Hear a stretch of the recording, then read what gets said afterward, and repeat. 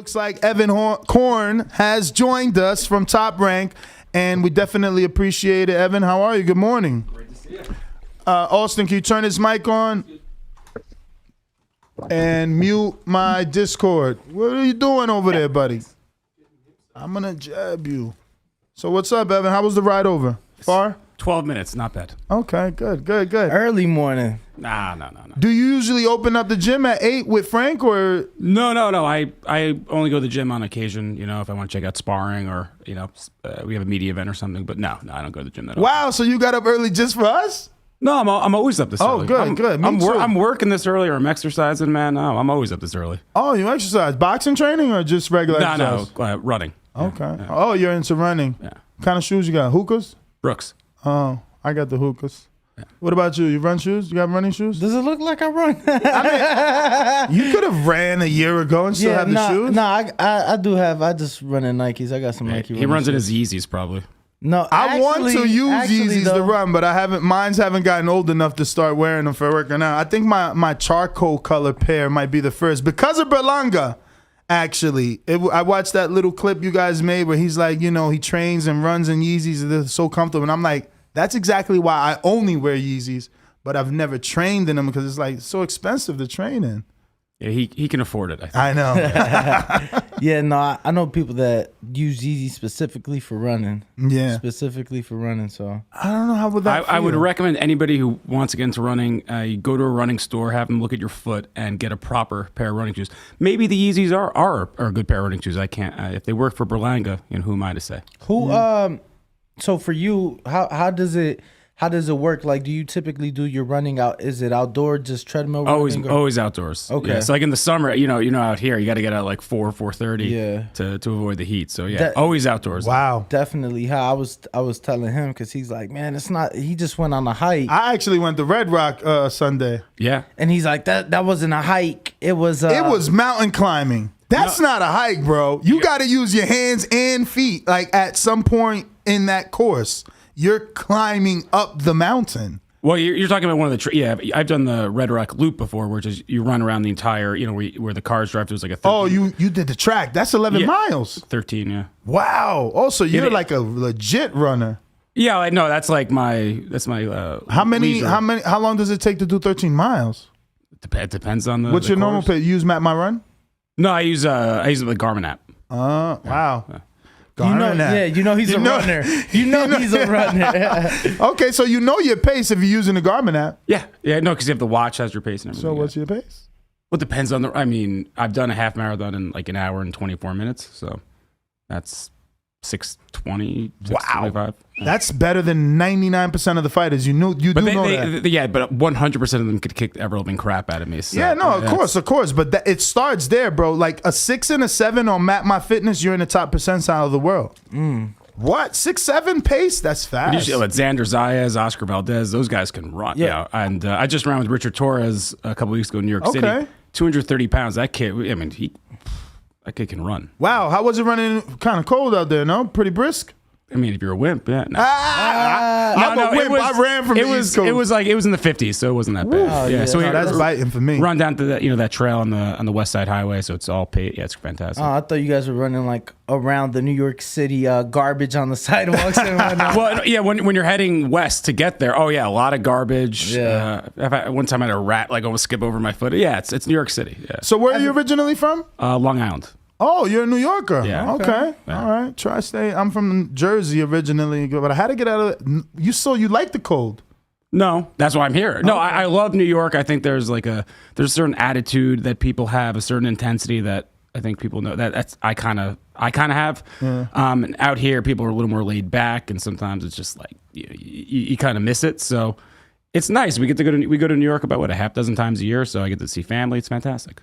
Speaking of missing things, I don't miss New Jersey, but I do miss Florida, how nice everyone is. Like yesterday, I was forcing people to say hello on the fucking walk. It's like every time I see someone, good morning, good afternoon. And you forcing them to say it back. But like in Florida, it's so natural. Everybody's like happy to say hello and see you. It's you crazy. and I have a different impression of Florida, man. I'm just really. Well, I was in Sarasota, you man. lived in the States. Suburbs. I was not in Miami or Tampa, nothing like that for sure. But It was my experience was really nice. I think it really just depends, right? Because in my community, I live in Henderson. So I'll sit in my garage, I smoke in my garage, and it's like all my neighbors, they're walking. And they're all like either elderly or they're like, upper middle class families and stuff like that. But everybody's like super nice in my community. I don't know. In Summerlin, I've been seeing a lot of people, but again, it's nothing like Florida where everyone says hello. That's all. It's that southern hospitality. But I agree with Evan. I think people out here are like too nice. I think everybody's just chill, man. Yeah, it's like too nice, really. I guess in New York, you got people like running to work, absolutely bumping you, stepping on you. And I guess when I compare it to Chicago, I say too nice. I think the roads out here are good. Comparing it to Chicago, you think the roads out here are trash. So comparing it to Florida, no, the roads out here compared to New York with the potholes, because when it snows, the roads get all messed up.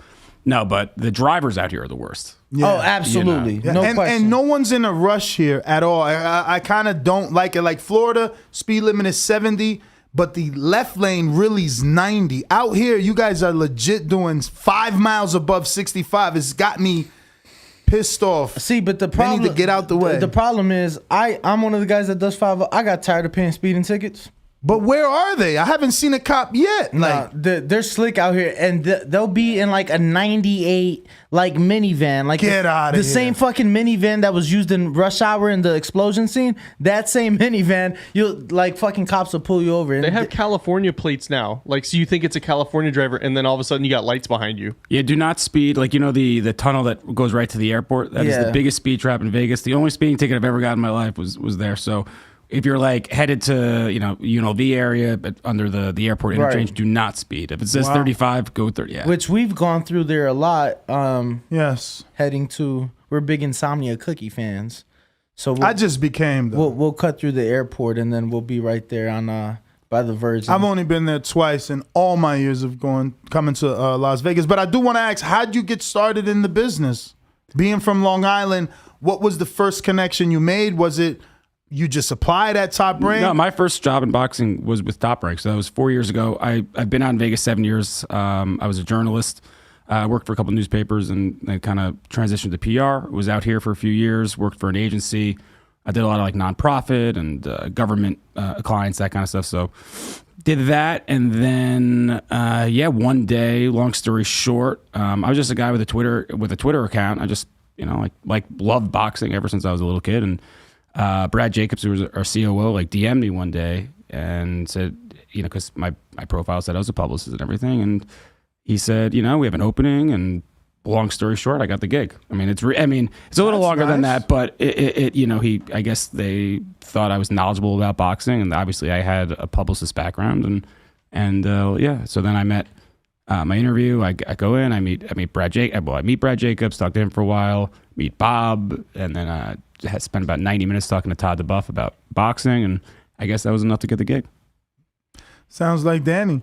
No, that's honestly extremely similar to how I got my job with Ness 4 years ago. Oddly enough, you're like, hey Ness, you like the White Sox? So I was just this big boxing fan, and growing up, I would watch the big fights, but I was always more into football, baseball, and basketball than I was boxing, just the big fights.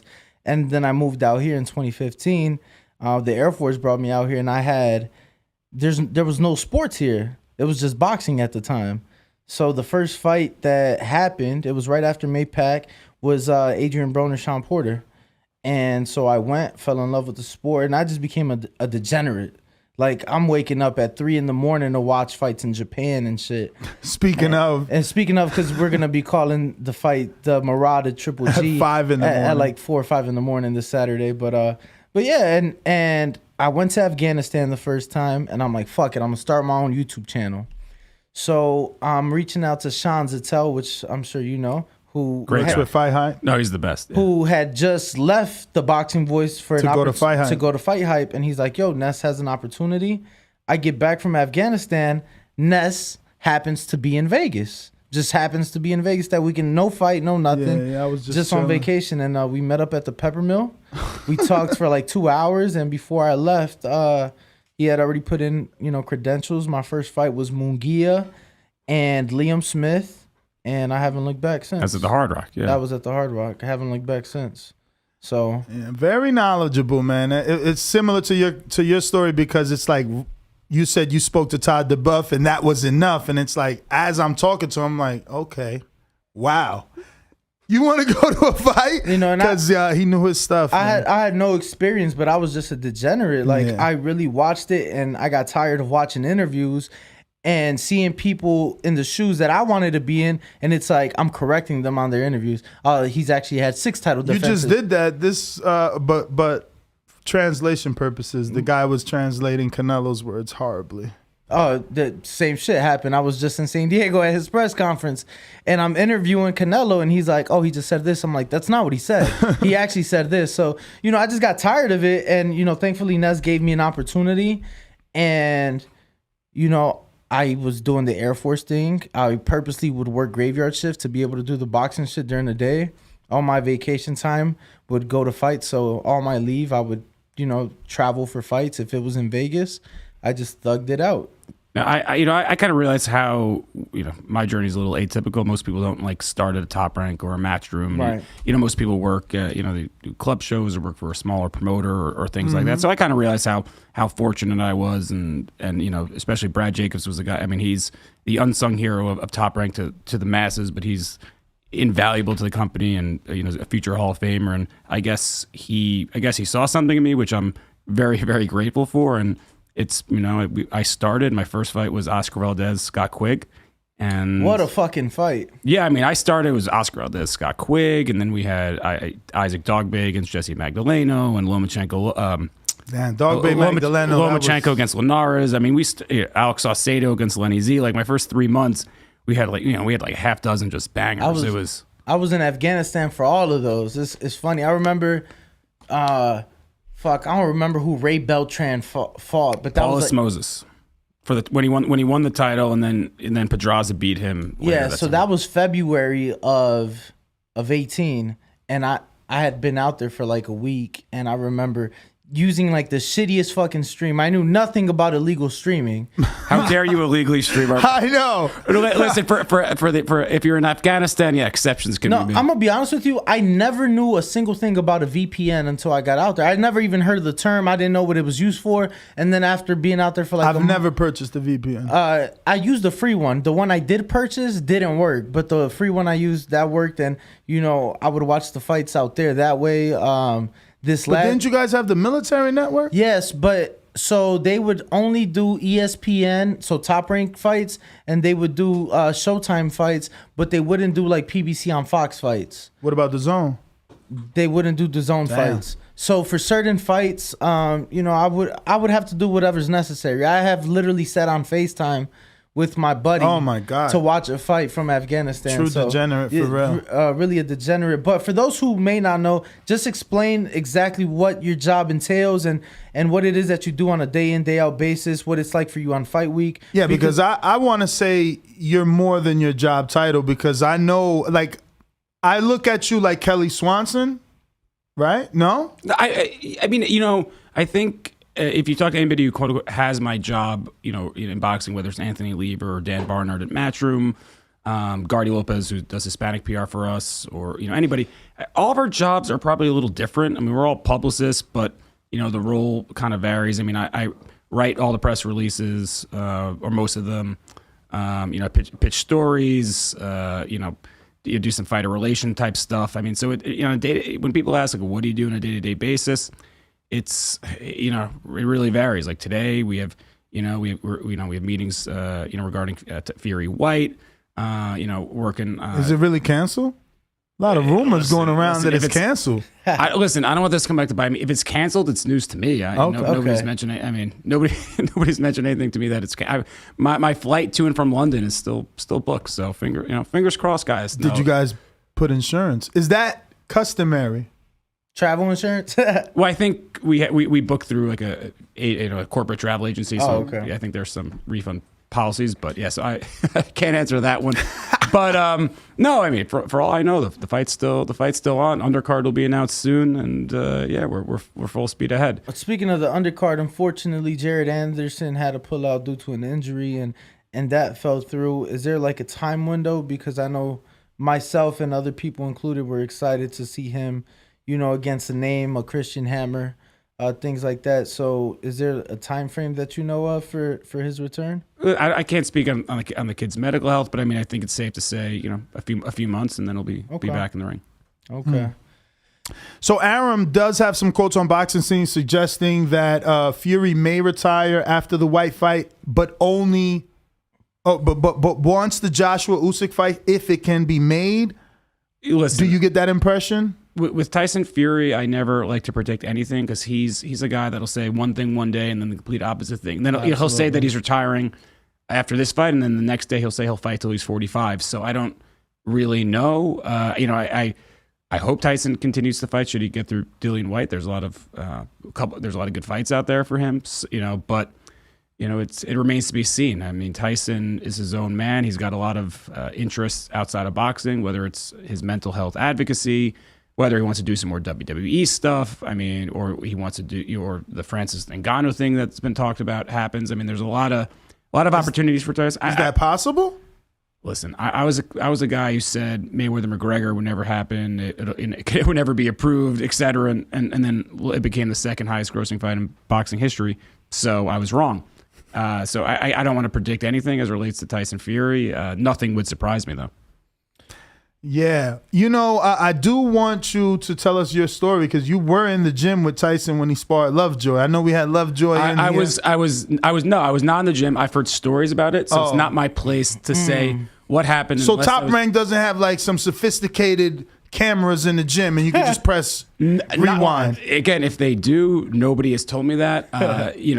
So Lovejoy's Instagram's an absolute riot, and you talk about self-promoting. That guy can self-promote. So he didn't knock out Tyson in 28 seconds or a minute and 20, like something like that. That I can safely say he most certainly did not. I mean, that's there are certain people out there who say things for clout and do things for clout, and it's so ridiculous that Tyson didn't even. I don't think Tyson would even respond to that. I have never seen. Tyson and you guys and see he says ridiculous stuff like that, and now you guys bring it up on the show, further validating the fact that when people say ridiculous stuff like that, it gets attention. Me personally, I don't even think it's worth. I don't even think it's worth the oxygen. I mean, I think this was before the second Wilder fight, right? Mm-hmm. I mean, the third Wilder fight was a little more camp was more closed. I didn't see a round of sparring for the third Wilder fight. I probably saw 30, 40 rounds of sparring for the second Wilder fight. Not Lovejoy, but I did. I did not see anybody. I did not see anybody knock out Tyson Fury, including Jared Anderson. And if you talk to Jared, he'll say he never knocked out. He came out. What I can say is Tyson has said this numerous times, and Bob has said this numerous times. Of all the people that Tyson sparred, Jared Anderson by far gave him the best work. I mean, Jared gave him good. It was good competitive sparring. It wasn't like. He'd get the best of him for Tyson for a little bit, and Tyson would come back. I mean, it was just really good, competitive, world-class sparring, and that's what sparring, should be. Yeah, no, we saw Tyson obviously didn't hold back in the third Wilder fight. He came out saying he's like, Jared is the next American heavyweight champ and whatnot. Evan, obviously there's a lot you cannot tell us, but I am intrigued. What are some crazy stories you can share with us in your time over there? I'm sure you've heard. How about the first funniest Bob Arum story? Oh, that's a good one. Wow, there's so many. I mean, most of the Bob Arum stories are just like, oh, did he really just say that? It's like, oh, whatever. No, it's you see, put him on the spot with a funny Bob Arum story. Well, so a good one. We were I won't say the manager or the fighter that he's referring to, but we were at dinner in El Paso, Texas. I think Rupert Shelton Roman. It was like me, Bob. Derek Harmon, Brad Jacobson, and the manager of this fighter. And the manager's talking about a guy that he wants us to sign. And we said, yeah, no. And Bob's like, yeah, no, sounds good. No, let's do it. And the guy said, and the manager says, what I'm thinking is, we'll have, two or three warm-up fights, and then we'll get him into something big. And Bob just shakes his head. He goes, you get one. and just yell. And the manager's like, yeah, no, yeah, one's cool. Yeah, no, I was thinking we could do one, and then, and then we signed the fighter, and I think he ended up getting more than one warm-up fight. But it was just sort of like the manager was feeling himself because, he's like, yeah, we'll sign the guy. And then he's like, yeah, 3 warm-up fights. And Bob was like, no, not on my watch. Damn, 3. Were you at Lomachenko Krola at the Staples Center? Yes. So post-fight press conference, right? I was working for you at the time. I asked. And when Loma says he's pound for pound about Gervonta Davis. Yeah, you remember that. Pound for pound, the best fighter on the Twitter. Yeah. So I bring up Gervonta, and I don't remember exactly in what sense. Obviously, somewhere in relation to Loma, given that he had just beat Krola. And Bob goes the fuck off on me. Well, I remember this vividly because you have to remember this has been going on for 5 years. Right. And I preface this by saying, like, Mayweather and Heyman, they've done a really good job with Gervonta Davis, building him into an attraction, and he's made a lot of money. And I'm not, they have done a very good job. Like, this is not just PR talk here. They really have. But they have said time and time again, no, not ready. No, Loma, this it'll be okay in 2 years. They've time and time again, at least publicly, there hasn't been an urgency to fight Loma. I mean, none. I mean, it's and that's their prerogative, and they've done good business fighting lesser guys. How do you feel about his statement? He said, "We're not going to make another company great. We're keeping all the fights in house." I mean, from a business standpoint, it does make sense. Obviously, from making the best fights, it doesn't. No, I mean, that's Gervonta's their guy, and they can do what they want, just like. We have certain guys that maybe companies on quote unquote other sides of the street have guys that they'd love to fight this top ranked guy, and the fight doesn't happen. I mean, so it'd be hypocritical for me to say like, oh, how could But again, I would have loved to have seen Gervonta against Loma. I strongly believe Loma, at 135. Or 130 for that matter, if they had fought, I strongly believe Loma would have won that fight and won it going away. But again, that's why they fight the fights, and maybe I'd be wrong. Any chatter in the Top Rank hallways now that Gervonta Davis has been so public about this being the last fight with Floyd Mayweather? No, I mean, no, he's right. I mean, allegedly this is his last fight under contract with Mayweather, but he's still under contract with Mayweather Promotions. So, it would be kind of foolish of us to say otherwise. He's a Mayweather fighter. You can't even vet him at this time, because I'm sure someone else is trying to figure out what's his next move. Like, whoever has the advantage. I mean, this goes for any fighter. This is not about Gervonta Davis. You can, you obviously, you can find out when somebody's contract is up, ending, and then at that point go from there. I mean, small conversations just to show the kid that there's interest, right? Is that illegal though? Because I know. Well, that's what I'm asking. I know in professional sports, like team sports, you can't reach out to a player from the other team until like a certain date, right? So you can't reach out to. No, I mean, I don't know the legalities of when, but I mean, it's you can't like reach out to. You can't be like, hey, we'd love you to.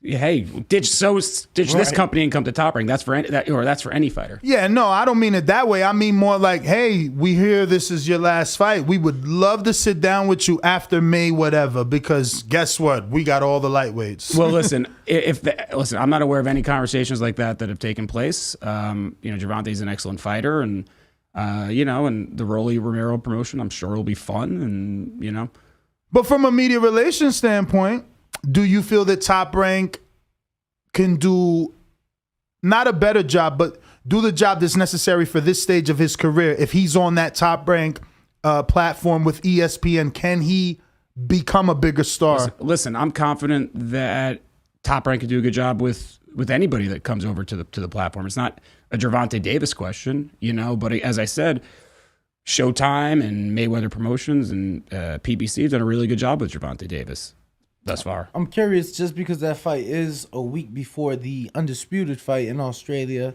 How excited are you for Australia, and how excited is Top Rank to take such a big event out there? And undisputed is something that doesn't happen very often in the sport these days, especially between two young fighters, right? It's great that these fights are happening where they make the most sense. I think Devon's gonna be an absolute superstar. I mean, I think he's a star fighter, right? But I think has the potential to be the biggest American star in boxing. He's on that path. But right now, 40, 50,000 people in Australia. Victorian government's put up a lot of money to make the fight happen. ESPN's put up a lot of money.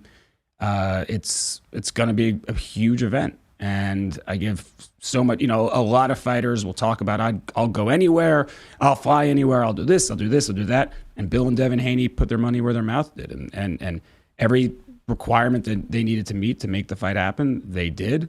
And this is how, this is how you become great. It's rarer and rarer these days that guys go overseas to chase greatness. I always remember Tim Bradley had to go to Nottingham, England to fight Junior Witter. I believe that was a mandatory challenger type situation. But Devin, it's like what Teofimo Lopez did with Lomachenko. I mean, 15 pro fights in, and him and his dad were just like, we bubble. We don't, let's maybe the money's not exactly what we want, but let's go and let's do it. And he had a legacy-defining win against Loma, and I think, and Devin's got a really good opportunity to do the same against George Kambosos. And I know ESPN is excited. Devin's the kind, you guys know Devin very well, and you know Bill very well. They're doing everything in their power to promote this fight. They're willing and able to do everything to promote this fight. George is the same way. So I truly believe this is going to be, I know this will be one of the most viewed fights of the year. I mean, especially with the ESPN and ESPN Plus platforms, and it's going to be massive. Well, do you happen to know now? I know we're still too far out, but do you happen to know what time the fight will take place locally? Since we'll be there, just curious. Locally in Australia? Yes. So I know there's 17 hours ahead of us. It's 16 or 17. Yeah, so it'll be, the main event will be like late morning, noonish, probably. Okay. Yeah. Okay. So this isn't something you may not be able to answer or know knowledge of, but your opinion I would value. Why do you think Devin had to sign a top rank and Kambosos, who has all the belts, isn't a top ranked fighter? Like, according to reports, and I'm using air quotes, Devin is a top ranked Lou DiBella signed fighter in order to get this fight. Kambosos is just a DiBella fighter, or I can't speak to the minutia of the contract, but I mean, listen, Kambosos had been signed to DiBella, was the champion, but also, and so they wanted the rematch clause. So, so that was 2 fights, and and top rank, we have a lot of great fighters at 135, and then if Devin so chooses to move up to 140, got a lot of great fighters there. He has Ramirez, Zepeda. Taylor probably moves up, but right. We've got Ramirez, Zepeda, Barbosa, Teofimo's moving up. Teofimo's moved up to 140. So, we got Loma at 135. So I think I can't speak for Devin and Bill, but they see the landscape, and they're in it to create a great legacy for Devin, and so you guys know him, as I said, he will fight anybody. Yeah, I know, but the weird thing is that doesn't that show that Top Rank's interest and their belief is in Devin? I mean, you would assume the big promoter would sign the guy with the belts, and instead they're signing technically the challenger. So it shows that they believe the challenger could bring the belts back to the network. Listen, at least is how I'm in Australia. The Kambosos-Haney, I think can be a very competitive fight. What it shows is our interest and ESPN's interest is putting on the best fights, and putting on the best fights. I wouldn't say for free, because ESPN and ESPN Plus aren't technically free, but for very affordable prices. So we're putting on, Kambosos-Haney is the kind of fight that other networks are putting on pay-per-view that we're putting on ESPN Plus, which is $7 a month, or if you have regular ESPN, we're putting it on as part of your cable package. So we're interested in putting on the best possible fights. I think in the last 4 years we've done 4 or 5 pay-per-view. We've done the 2 Wilder Fury pay-per-views. We did 2 Crawford pay-per-views, and we've got Fury White coming up. So I think we've done 5 pay-per-views in the last 4 years, really. So are you saying that the fight is going to be on both ESPN Plus and ESPN? So all fights that are on ESPN are also simulcast on ESPN Plus. Some of our events are exclusive to ESPN Plus, like Crawford had an exclusive. Yeah, Crawford Horn, Fury Schwartz, and Fury Wallin were exclusive. But in the last year and a half, so any fight that you see on ESPN, if you read the press releases, it's also on ESPN Plus. So if you have an ESPN Plus subscription, you get access to every single Top Rank on ESPN fight that's not pay-per-view. So is every fight on ESPN Plus is Top Rank involved in every single boxing fight shown on ESPN Plus? No, well, it's two categories. We have our prime time, we have our Top Rank promoted shows like, Taylor Catterall was ESPN Plus exclusive, but we were a promoter of that event. In a lot of cases, you see those afternoon shows or the show we had from Mexico this weekend. We have a budget and we purchase certain international shows. So you see Andrew Maloney fought on a card in Australia. That was something we purchased. Same thing with we a lot of the MTK events, that get shown in the afternoon. So all those we have a budget, we purchase. Okay. Fights. Speaking of the Maloney brothers, this weekend they're back, right? They're fighting in California on your show this weekend. I'm hearing that the goal is to get them back for correct. June. Okay, but. Well, as long as they win and knock on wood, injury-free, no right. cuts.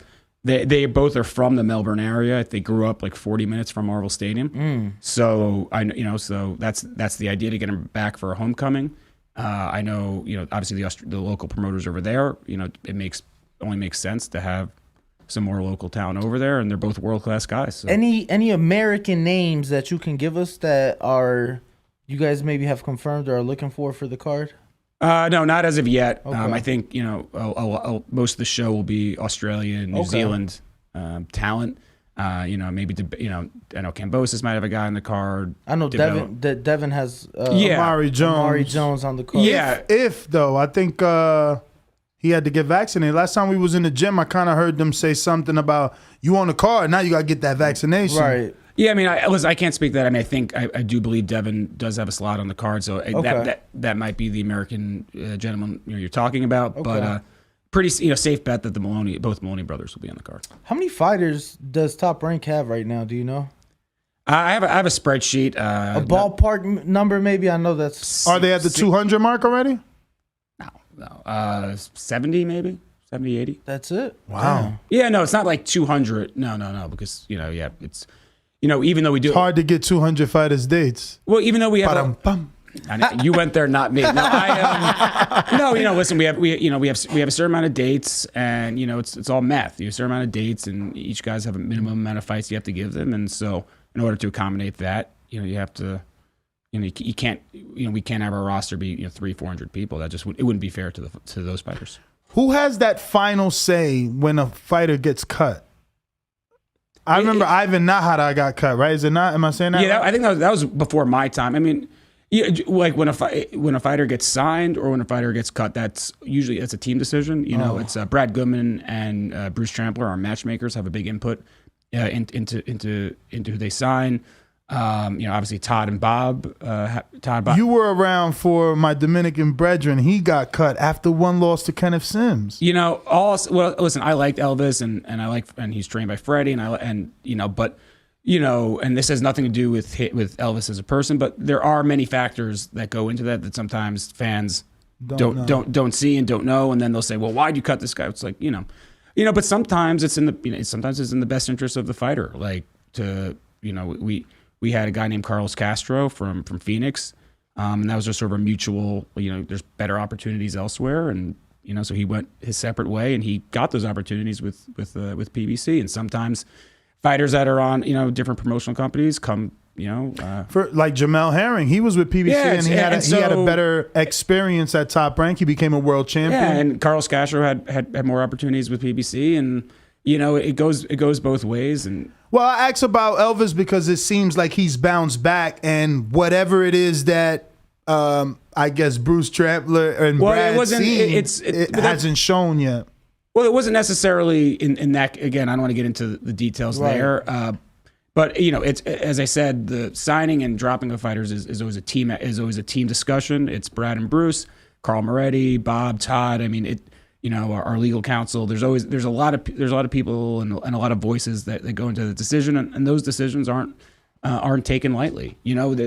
There's guys that everybody said, well, you dropped Elvis Rodriguez after one loss, but Jose Vargas got knocked out in one round, and we kept him, and because Gabriel Flores as well. Yeah, Gabriel Flores, and he's still on the top ranked roster. So there's this. I think there's this impression that every time a prospect or somebody signed to top rank loses, that we automatically drop them. Like, no, that's not the case. But I do believe there is that perception because of guys like Elvis. But it's got to be economics though, right? Like a kid like Flores actually sells tickets. It's not. Listen, economics play a part of it. But it's not always that. I mean, it's a lot. There's a lot more minutia and a lot more that goes into that sometimes the fans see. I got a few questions from the people. After we'll get to some Patreon. I was just curious for you, what has been, for whatever reason, maybe location, maybe the fight itself, but what has been your most memorable fight that you've worked?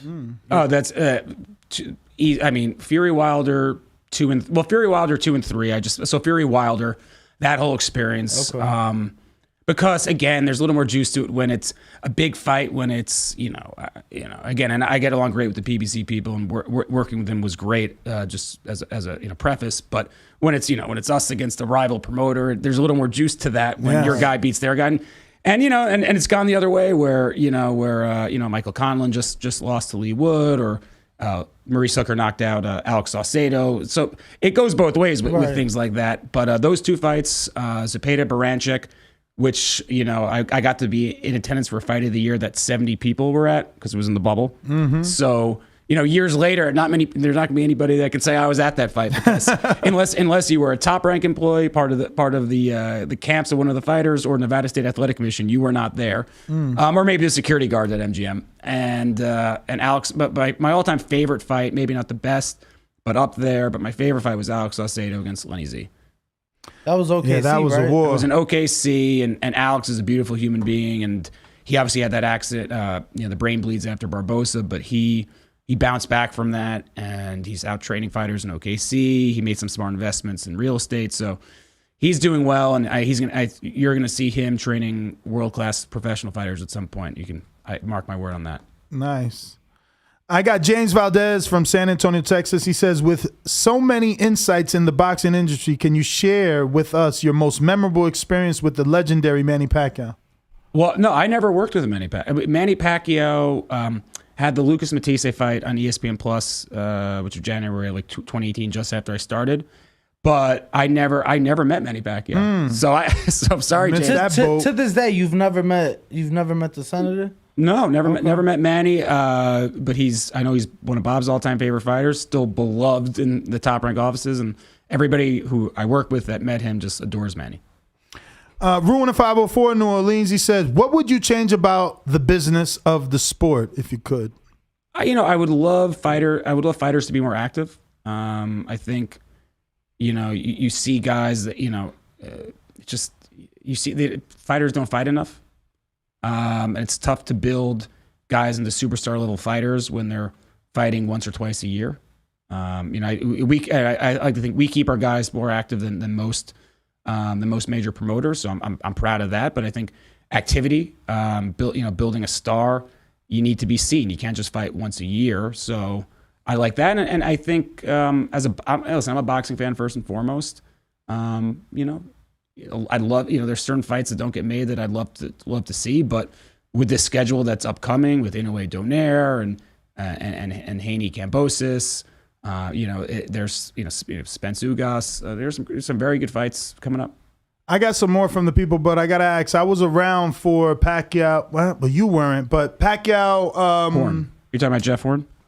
Pacquiao, who the hell he fought in the Venetian in China? Algieri, Rios. Okay, so Bob put together some packages. Are we getting any media packages for Australia? TBD. I think he put together, because, my memory isn't great, but for boxing it is. I believe it was like $1,500 per media person, all included, right? I remember Radio Raheem did a whole video of how well Bob Arum was treating the media. That was you're talking. That was also like 15 years ago, 12 years ago. No, I mean, it's like 7 years ago. yeah, was the Venetian when he had to deal with them. Yeah, no comment. No comment. No comment. I don't know. Yeah, I mean, you are media relations. Yeah, they just haven't, put it together, I gotta get my job title changed, man.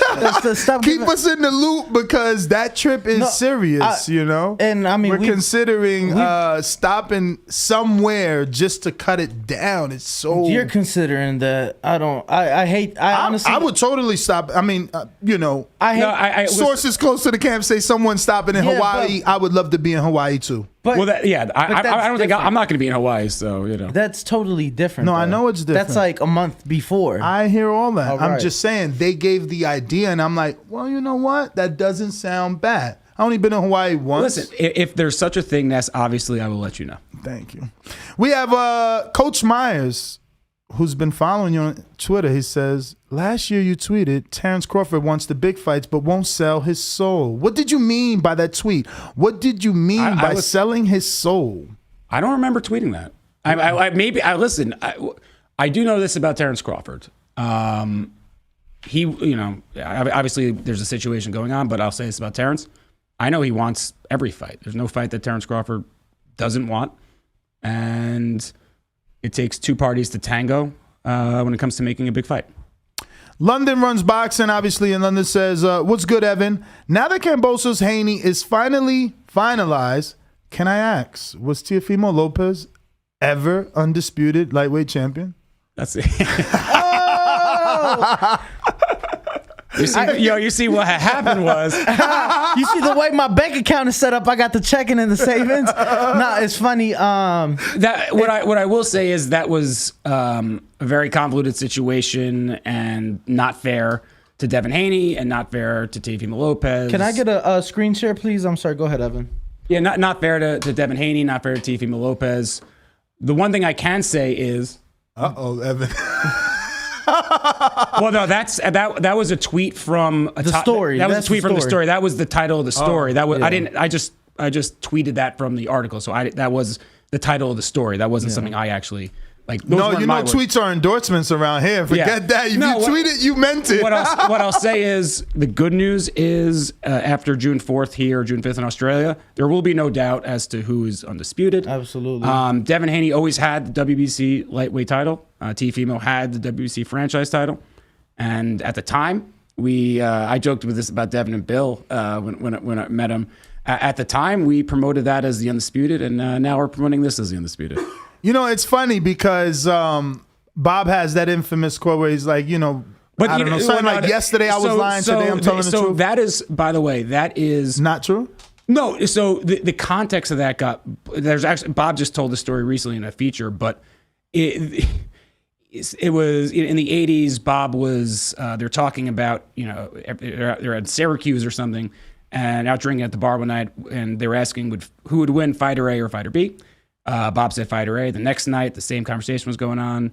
Everybody had a few pops in them. Bob said fighter B, and somebody asked Bob, "Well, yesterday you said fighter A would win. Today you're saying fighter B." And Bob, off the cuff, said, "Well, yesterday I was lying. Today I was telling the truth." And then a few years later, it got brought up in a major article out of context, and then that sort of became has followed Bob for over 30 years. So for people who want to say that and think it's like some sort of gotcha moment that Bob is dishonest or whatever, well, the origins of that story are kind of funny and offhand and doesn't really have any relevance to a point people are trying to make. But it does have some sort of relevance, I guess, from the outside looking in. Like I was in Mexico for the convention and I met Moretti there, and he's like, Devin Haney's a good little fighter. Bob said, Devin is a good fighter, but he's still young. Mauricio said, no, we have to protect Devin. He's a young fighter. When all this was happening for the Lomachenko, now all of a sudden Top Rank is like, Devin can be the next big All-American superstar. Or he's, what was another term? Like home grown America. I don't know, something. I've been hearing like a lot of chatter, and it's like he's the next America. So it's just changed now. You see that. No, I get why people think there's inconsistencies or whatever, but I mean, I always thought that. I mean, it's not like anybody who watches Devin Haney, it's like, yeah, he's a very, very talented fighter. He could be the next American superstar. There's a few fighters out there that could be the next big American superstar. Devin's one of them. And who else do you see on your stable? Shakur. I mean, Shakur is on his way. Obviously, I think Jared Anderson could be. Since he's a heavyweight, Jared can be something sensational. I mean, if you're talking about young guys, I know he's not American, but watch out for this kid from Ireland named Paddy Donovan. He's a southpaw. He's from Ireland. I think we've seen him fight. I think he can be. I think he can be a special fighter. He's not. He lives in America, but he's Puerto Rican, but he's bilingual. Xander Zayas is the total package. 19 years old. Has the maturity of a 29-year-old. Yep. Really good family around him. Good management. Good everything. I mean, Xander. And is following the program. Our matchmakers are doing a great job building him up. Bruce Shushu Carrington.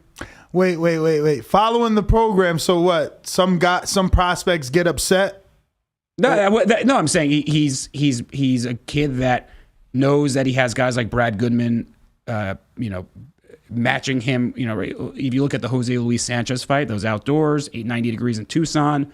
That Sanchez kid's tougher than a $2 steak, and he took him 6 rounds. I mean, his last fight was in against Quincy Lavalier, who you could hit him with a chair over the head, wasn't going to move. I mean, that's what I mean by following the program, fighting the guys when they say this is the right guy at the right time. Xander says, "Great, let's do it." And he, obviously he wants to fight King Kong already, but sometimes you have to slow down these young fighters. And so when I say following the program, it's we have the best matchmaker in the world in Brad Goodman, and more times than not, way more times than not, when you follow that program and you continue working hard and developing as a fighter, you're going to become a champion. What do you think about Keyshawn Davis? I was right when I said Bruce Carrington.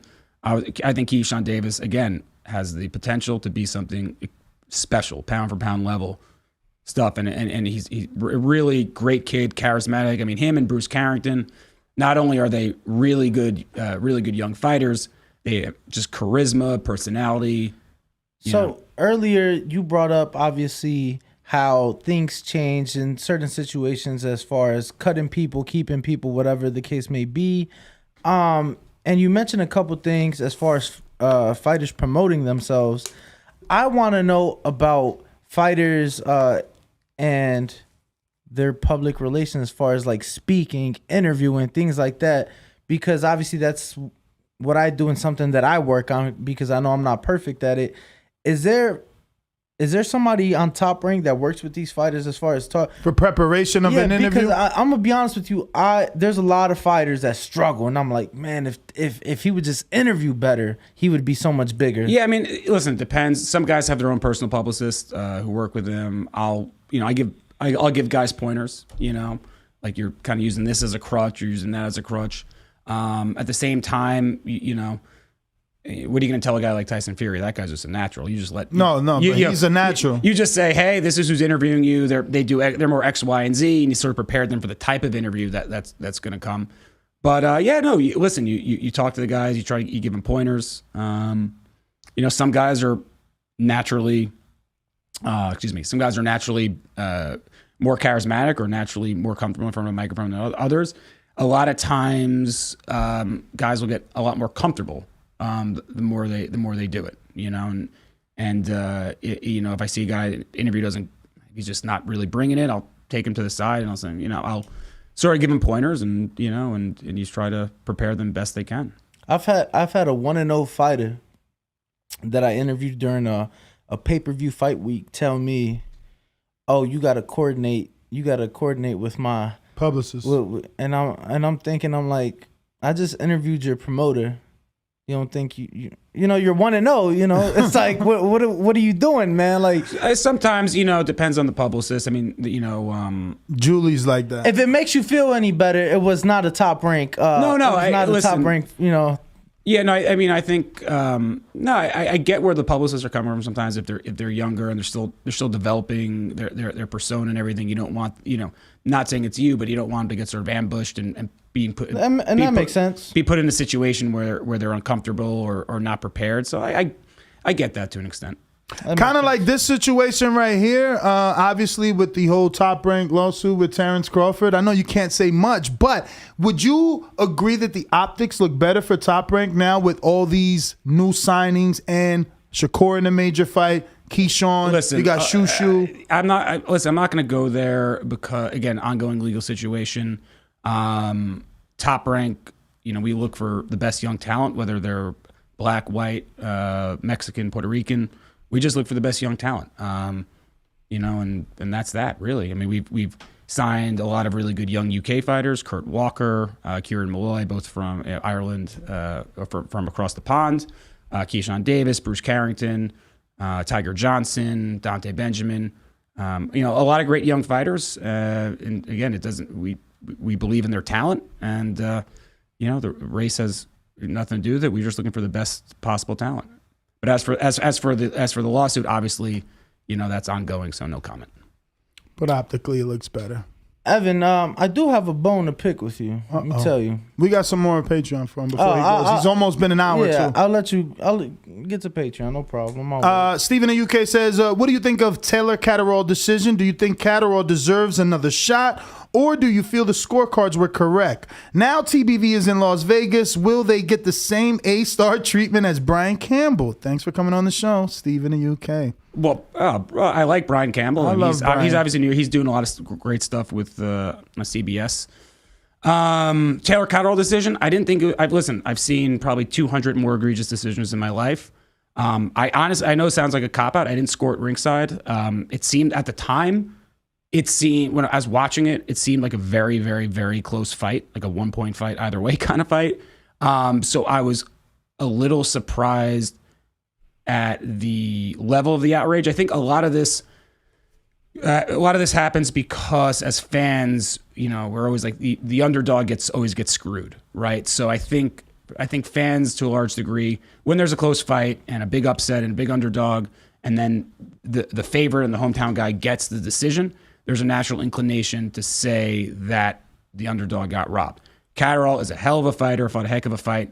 If Taylor moves up like he said, at some point, Jack Catterall, a rematch would be a great fight. How do you feel about the decision of the WBO to rank him below number 3, giving Tio the number 2 spot and Liam Parle the number 1 spot? I'm not on the rankings committee, man. No, but just your opinion, Listen. They have WBO as a ratings committee, and they have a job to do, man. I listen, when it comes to the rankings and stuff, they have a reason for doing what they do. If Taylor moves up and vacates all the belts, there's 4 opportunities for Jack Catterall to potentially have a title, and maybe one of the organizations will mandate him. This is a fun one because obviously the world thinks this is a conspiracy. Jay Miller says, why did ESPN remove Loma's loss on the fight broadcast? Please don't act like you weren't unaware of this. Listen, you work in live TV, people make errors, and there was somebody on the graphics team made an understandable error. I've made mistakes. You make mistakes. Absolutely. Somebody made a mistake, and it was unintentional. And the record shows Vasily Lomachenko lost to Orlando Salido, and he lost to Teofimo Lopez. And he's still, in my opinion, one of the best freaking fighters in the world. Absolutely. And those losses don't change that. And we're not trying to hide the fact that Vasily Lomachenko lost twice. And the only reason he lost twice is because he is the most ambitious fighter I've ever seen and went for a world title in his second pro fight. Lost a split decision to a guy that came in overweight, punched him in the nuts about 87 times, had Salido hurt in the 12th round, and might have deserved the decision anyway. So if that's a terrible loss, so be it. That's that fight right there. Kind of, I don't know. It's kind of funny. I remember watching Salido come in overweight, and I'm like, I don't like this. I don't like this. Felt like Floyd Marquez? Look, I didn't like it, and then on top of that, it kind of felt like Fuck, I'm trying to think of the fight that. Joseph Agbeko and Abner Mares. It was like so many low blows, and I'm like, when are they gonna do something about it? So to me, when people, you see the dumbest crap on Twitter when people are like, "Oh, Loma can't be great because he's too lost." I'm like, no, he's challenged himself against the best time and again. He wanted Gervonta Davis. He wants every world class fighter, and when hopefully when this this Ukraine situation calms down, he'll be back and he'll be looking for the biggest challenges. Pay-per-view against Haney, right, for undisputed. Yeah, I mean that could happen at some point. Yeah.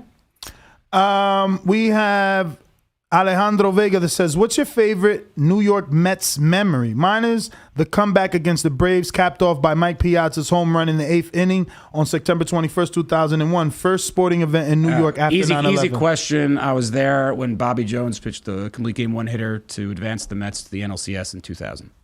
When they eventually lost in the World Series against the Yankees in the Subway Series, but yeah, I mean, listen, this guy's with his White Sox hat now. He's trying to talk shit about being a Yankees man. Listen, because Bobby Jones from Fresno, California, we're obviously we do a lot of great fights, but no, I was 13, 14 years old in the stands for that. So easy question. Israel Weber in Oklahoma says, "Thanks for coming on the show. Maybe not directly to you, but I appreciate that Top Rank puts on fights in Tulsa, as I've been to all of their over the past few years. Keep coming. Lunch on me when next in Oklahoma. Also, keep Jeremiah Milton busy. Love watching him box. He's a friend of the show. He's actually not with Top Rank, but we spoke about that, right? No, like, he's I believe he's signed. Mike Leonardi. Yeah, and to Hudson. Tony Holden. So yeah, he's obviously sells tickets in Tulsa, and he's a good guy to have on cards when you come to Tulsa. And Mike's a heck of a manager, so I know he's in good hands. We got to make that DeAndre Savage fight. You guys put on some heavyweight fights during the bubble that are on that level, like Jared versus the insurance guy, eBay. Yeah, eBay. No. You built him up. Bisbal versus someone. No, Bisbal was never in the bubble, I don't believe. No? No. But he fought some guy from Chicago, the white guy from Chicago. When was that fight? It was Victor Bisbal. No, it was Victor. That was Devin Vargas, who's from Ohio, Puerto Rican, right? Devin? That was at Turning Stone right before the pandemic. Okay, right before the pandemic. Yeah. That's why I felt like a bubble fight. But eBay was, again, the bubble was a pain in the ass and wasn't the most fun working experience as you can imagine. But I gave guys like Kingsley eBay, Clay Collard, my favorite. Valuable the prospect killer. He earned the name. Some valuable TV time, which was cool. Let me tell you, I felt that he made so much of a name for himself that when he got a PFL deal too. Well, when he was fighting in PFL, I think that he was such a big deal that boxing, I would tune in to watch him on PFL. Oh wow. No, I'm proud of the fact. I think some of his popularity in PFL was directly correlated to what he did with us in ESPN. So I was rooting for him the whole way, and he's had a bit of a rough patch in boxing, but he'll be back in the PFL. And PFL was smart about it too, because I remember they put him like co-main to Clarissa when Clarissa made her debut. Mm-hmm. Yeah. So last one is from Young Tigre. Does Canelo stop Bivol? I don't believe so. Do you believe he wins though? Listen, I believe he wins, but I think Bivol's a live dog. When you travel all over the world, all over the country for these fights, how much are you actually able to enjoy? Right, I travel, do my job. I'm able to go to dinner at night, able to maybe go out. Yeah, it doesn't stop for you. Yeah, right? I mean, not you don't get to explore the cities as much as you'd like. You go out for dinners. Like I as I mentioned before, I do running, so I explore cities that way. So Glasgow is run all around the city and things like that. So that's how I really explore the cities. And hopefully have like at least one night out on fight week, but it depends. Nestor and I will go running with you in Melbourne. 13-mile run. Did you experience the quote-unquote runner's high? I always get a runner's. Every time I run, I always get a runner's. Have you ever tried smoking and then running? No, I'm not a smoker. Oh, edibles? Nothing? No, maybe on a long plane trip. I asked because when I was doing a lot of running, I had started looking up the whole runner's high, and then it kind of, because of the word runner's high, it straggles off into people that actually smoke and run to achieve the runner's high. A lot, like in the ultra marathon world, like the long distance people, there are some people that will will get high before they run, but that's not for me. I had a friend, obviously being in the Air Force, we do have fitness requirements, probably like the bare minimum, hence how I got fat, right? But I had a friend, so we would always do push-ups, sit-ups, waist measurement. You'd get 5 minutes and then make your way to the track to run your mile and a half. I had a buddy in those 5 minutes. He would always light up a Black and Mild, and he'd get to like halfway. That's tobacco. Yo, exactly. But he'd get. We were in the military camp, you know. He would get about halfway, and then he'd run like a 8 minute and 30-second mile and a half, a 9 minute mile and a half. That's very fast for the average person. And I'm like, how do you do it? Like, and he was like, yo, just opens my lungs up is what he would say. Opens my, I'm like, I don't know if that's the actual thing, but he's like, yeah, bro, it just makes me feel so much better when I'm running. Like, yeah, no, he could imagine how fast he could be if he wasn't an idiot. No.